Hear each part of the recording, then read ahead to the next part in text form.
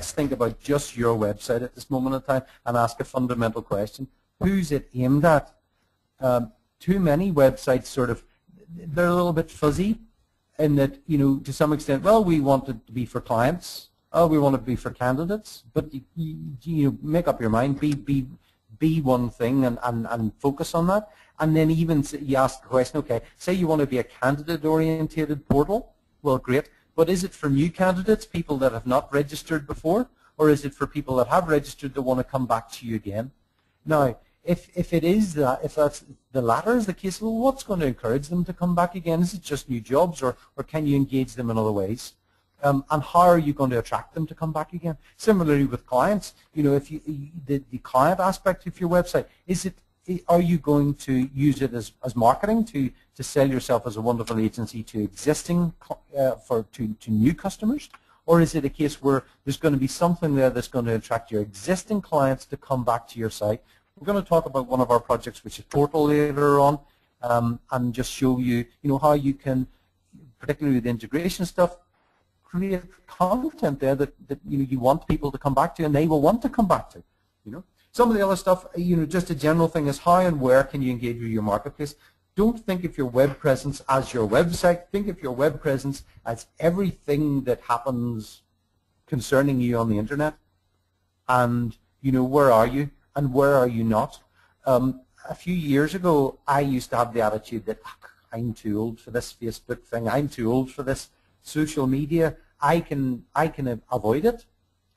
And a year ago, the light came on my head when I suddenly realized that people will talk about you anyway. And if you want to avoid the conversation, well, that's fine. But they'll talk about you anyway. And if you want to be seen in the conversation,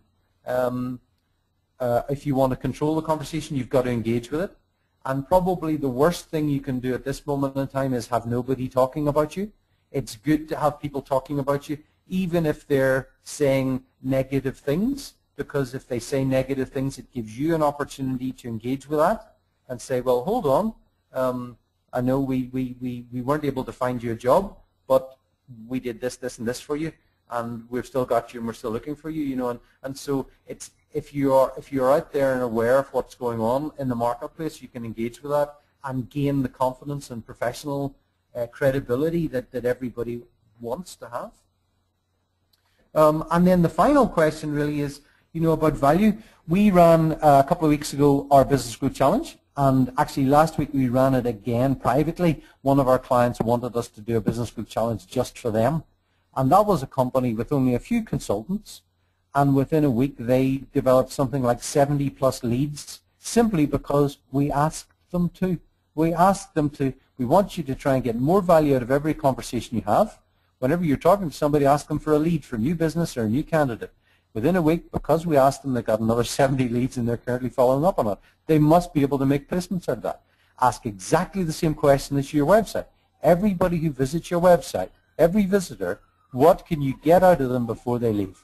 Can you get a referral? Can you get them to sign up for a newsletter? Can you even get them to say, this is the type of job I want? Can you get them to tell you how they found your website? This sort of information, even if it's through Google Analytics, even if it's through tracking the visit and finding out where did they come from, where are they going to, how are they exiting my site, what pages they're on, even by doing analytical stuff like that, you can gain more value from the people that visit your site. Shane, just before you go on there, just a quick question before you get to the next slide. Just a question from one of the listeners that asks, how would you? I mean, she asked, if how would you teach those of us who are too old to engage in social networks? Now, I know a year ago you were not on the web at all, but just that process you followed. I mean, I know you did a lot of stuff. You took it step by step, and you got onto Twitter. You started video blogging. Could you just unpackage that? Just for the listeners that's interested to get into it. I know you took baby steps, but you were very bold in terms of the video you added, and that did quite a lot for you. Could you just briefly unpackage that process you went through from being a complete newbie and not understanding Twitter at all until the vlogging video superstar you are today? A man called Bill Boorman. Google his name. He's the most prolific social media an influencer in the recruitment industry in probably in the world. I think he's number 4 in the world in terms of recruitment influence. I sponsored a recruitment event in London and wandered along. And Virpa, you had said to me, look out for a guy called Bill Borman, and I thought, okay. Yeah, I did. And lo and behold, Bill Borman wandered past. I noticed his name back. Bill, how are you? Blah, blah, blah, blah. My friend Virpa, I mentioned.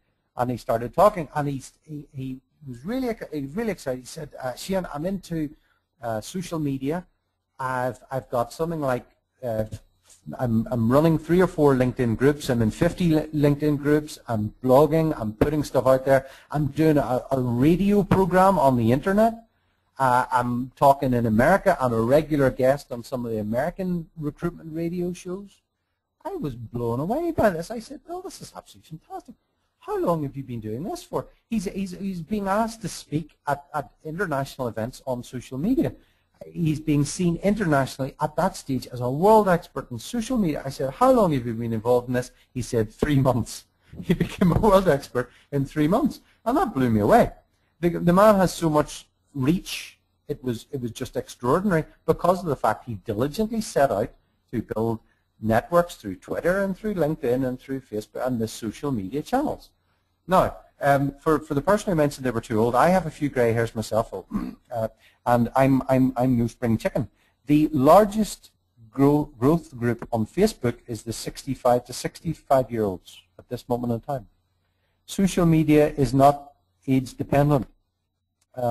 And the other thing I'll say to you, it's not that difficult to engage with it, but it does take perseverance to some extent in that you've got to want to do it. But whenever you make up your mind that you want to do it, just do it. You know, I mean, we sat, you'll remember this, we all sat and wrote blogs for a week or so, and then ultimately we didn't publish any of them because we thought they were all rubbish. Yeah, I remember. It's difficult to write a blog whenever you've got a blank piece of paper in front of you.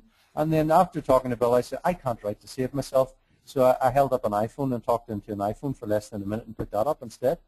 And that became quite popular. Didn't become popular on our own blogs because we didn't have a lot of traffic to our website to make it popular. But then you realize that, hold on, if I distribute that on other websites, you know, recruiting blogs, ERE, international sites, you send it out, you meet people like Bill, and you say, Bill, here's a video I've done, and he distributes it because it gives him content, and suddenly it builds, and this community grows out of it.